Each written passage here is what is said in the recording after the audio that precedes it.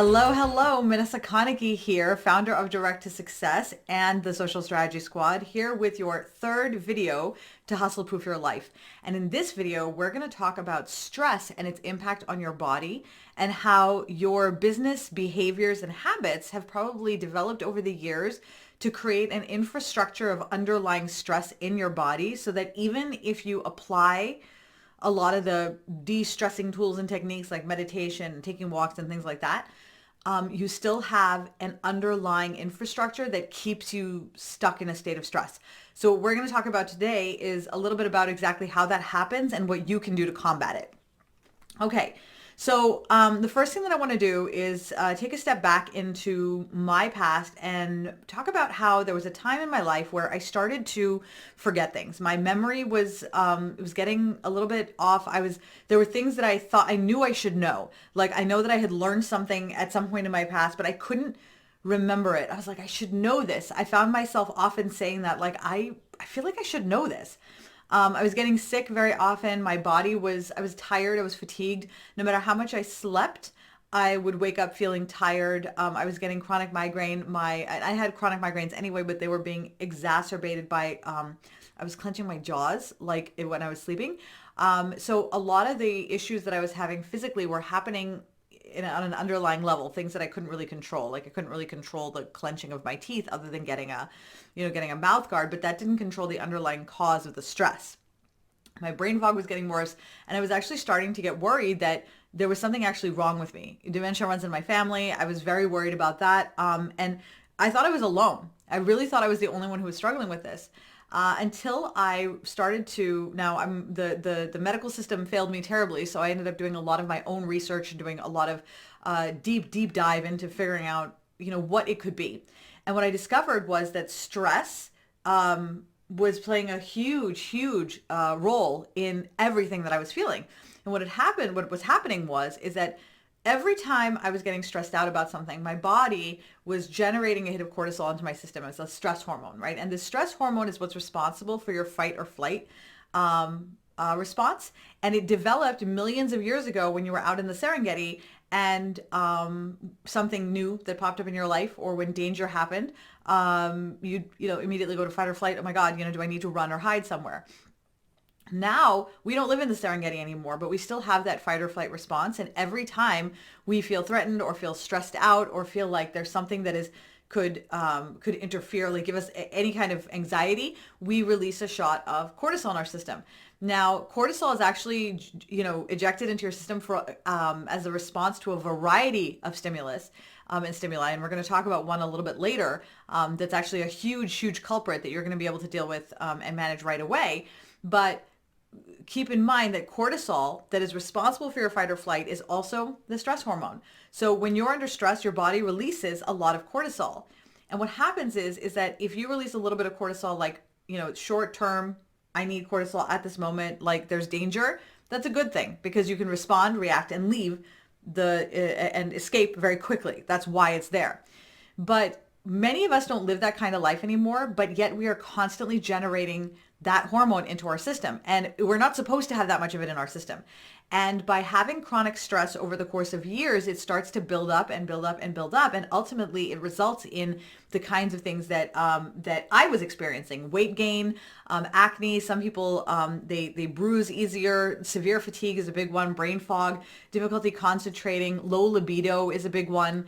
Having trouble focusing, poor memory. This is a very small sampling. The sampling of like the amount of things that high stress is responsible for in terms of human mortality is crazy. It is actually the number one proxy killer in America, in the world, the stress, right? The cortisol. So it's important for us to keep in mind that we have control over when cortisol is released in our bodies. Now, that may seem weird because if it was, then why aren't we controlling it, right? If we can control it, then why aren't we controlling it? And the reason for it is that we don't necessarily know what the behaviors are or the habits are that are causing the cortisol to flow through our system, right? So if you don't know where it's actually coming from, there's no way to actually stop it. So what we're going to talk about today is an example of one of the things that is generating an enormous amount of cortisol in your system that you may not even know about, that you can very easily take care of right now. So the phone buzzing, right? The bzz, bzz, bzz, that is actually a cortisol generator, because when your phone buzzes, your body immediately gets a stress response and you reach for your phone and you pick it up, right? That is something that many of us are very, very aware that we do. When the phone buzzes, we reach, we pick it up. When the phone buzzes, we reach, we pick it up. We are programmed to do that. Whenever the phone buzzes, okay, you get a shot of like, oh, there's something I need to do, right? Stress, there's something I need to do. That's a shot of cortisol. So for me, when I was in that space where I was really, really overwhelmed, I was tired, I was exhausted, I was starting to I felt like I was sliding down, it's just, I did not feel like I was making progress. I felt like I'd reached like a peak, but then my exhaustion was starting to pull me down. So I started to pay attention to the things that were making me feel that feeling in my chest. Like there was a very specific feeling that I feel in my chest when I feel cortisol release. And if you start to pay attention, you will also note that you can start to feel it. It's a little bit of heat and it goes right into your chest and it's like a, right? And sometimes it can be like a big drop, like a roller coaster type thing. And other times it can just be like a really subtle feeling of warmth and tension that shows up right in your sternum. And then sometimes it'll go through my back. And that's a sign to me that my body is starting to release cortisol and then I'm stressed about something has happened, right? Something has triggered that, right? And so for me, I realized that my notifications were the problem. Every time my phone would buzz, bzz, bzz, bzz, I'd get a shot of cortisol and I'd start to feel stressed. And it was such a program response that I feel it even now. When I do bzz, that's my mouth doing it and I still feel it, right? So a lot of those things, right? A lot of those little things that we do in our day-to-day, like keeping our notifications on, that's what's keeping us locked in the state of stress. And what's interesting to note, and I always like to bring this up, is that this is something that it's not whether you're successful or not, it's success agnostic.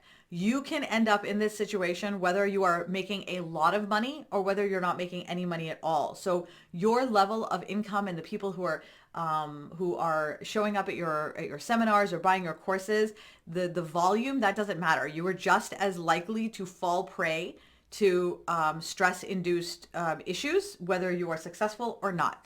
The key is in the way in that you engage in your business, right? So people like Sunny Lenarduzzi and Amy Porterfield, these are people who are very established in their industry, very, very successful by any stretch of the imagination. They too have suffered from having too much cortisol in their system and burning out and letting their bodies fall apart, to the point where they had to take time off from their businesses completely to heal up.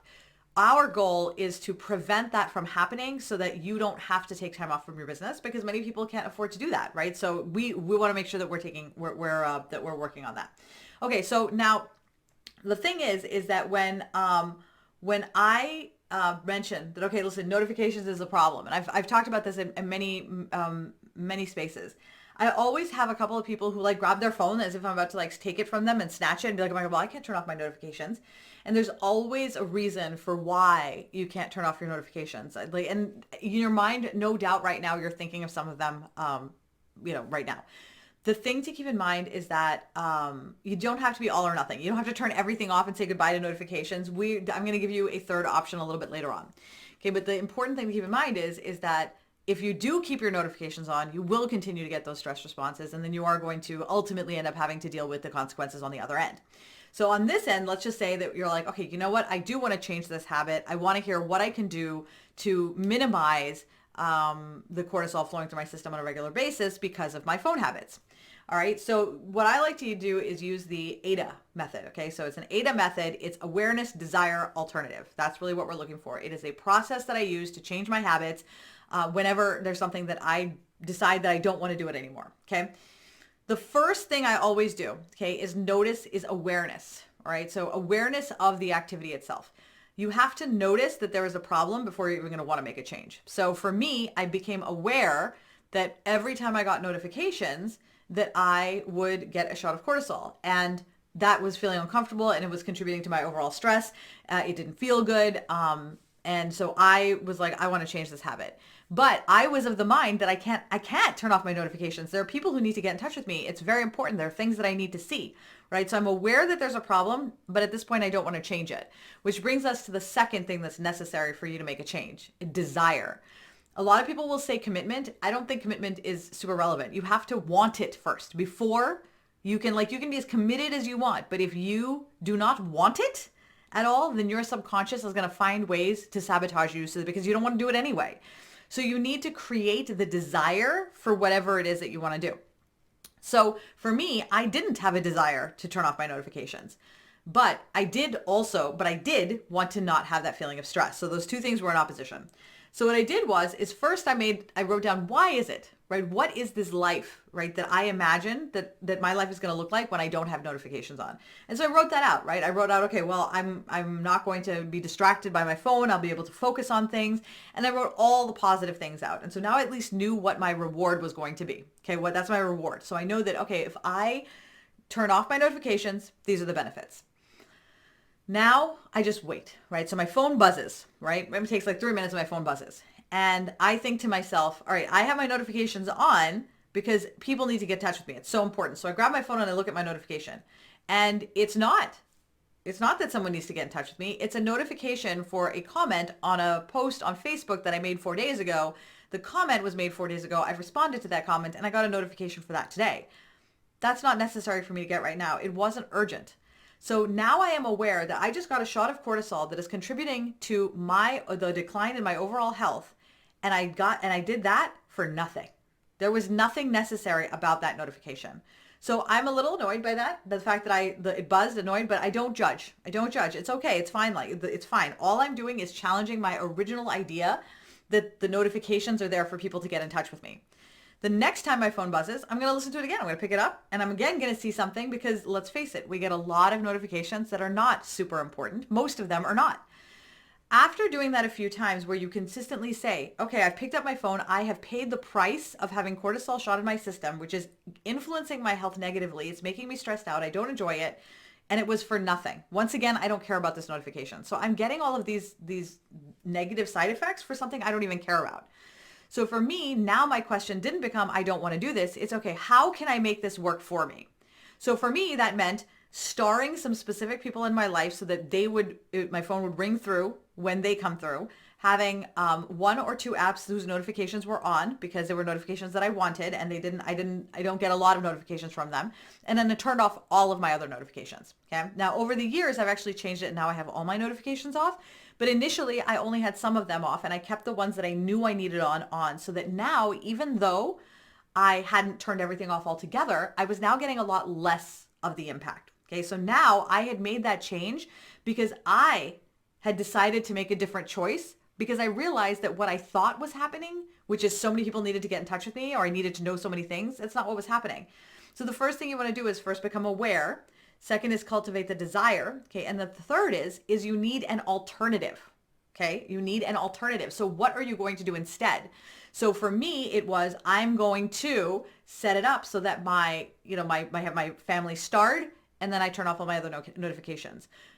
For me, another option was, and this is what I do now, is I turn off all my notifications and then I just go to my phone manually and look at my notifications there. So I'm still looking at them, but it's my choice when I go do it. It's not a buzz that's happening when I'm busy doing something else that's going to distract me and now add more time onto my day. And so what that does is that's going to actually make you more effective during your day because you're not going to constantly be distracted by the buzzes that you're hearing. And it is such a small thing, but it makes a huge difference because think about how often your phone buzzes or rings during the day. Now, it doesn't necessarily have to be phones or notifications or buzzing, but what I really want you to be mindful of is what are the habits that you have built over the course of the last several years that they are causing you stress. Just be mindful of that feeling in your chest. And when you realize that it's something that you want to change, you can go through this AIDA system to break that habit. Now, it doesn't, it's one of those things where I get a question a lot is like, how long does it take? It doesn't actually take that long, but it does depend on how committed you are to the actual activity. So for example, if you are like I was with notifications, I cannot let go of them. People need to get in touch with me. then it took me a little bit longer to break that habit. It wasn't a quick habit break. But I had a habit of giving my dog, apple treats after 8, which made her really hyper. I wasn't really married or committed to that. So like when I realized that that was the price and the consequence I was paying that was causing me stress later on, it took me about 2 days to the point where I was like, oh yeah, I'm not giving her apples after the evening anymore. So sometimes it'll take a long time. Sometimes it'll take a little bit of time. It really just depends on how married you are to the idea. But the very first thing that I want to recommend to you is think about your notifications. So your homework for this particular session is for you to pay attention to how many notification buzzes you get over the course of the next couple of hours, and really think about every time it buzzes. I want you to consciously think about the price that you're paying for those notifications. Within the next few hours, I also want you to consider what are some alternatives that you might find palatable for you to be able to get less of those notifications so that you can work on your business with a lot less of that stress. All right, that's the end of our notifications and stressors section. We're going to move into our last video now, which is going to be all about identifying what your pacifiers are, which is things that look like work but are actually busy work, and how to combat them so that you can put the final nail in the busy work and hustle coffin. I'll see you then.